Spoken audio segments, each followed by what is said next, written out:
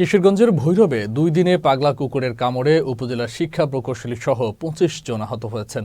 শুক্রবার এ ঘটনার পর আতঙ্কে রয়েছে এলাকাবাসী। আহতদের মধ্যে ১৮ জন উপজেলা স্বাস্থ্য কমপ্লেক্সে চিকিৎসা নিয়েছেন। অন্যান্যরা ভৈরবের বিভিন্ন প্রাইভেট হাসপাতালে চিকিৎসা নিয়েছেন।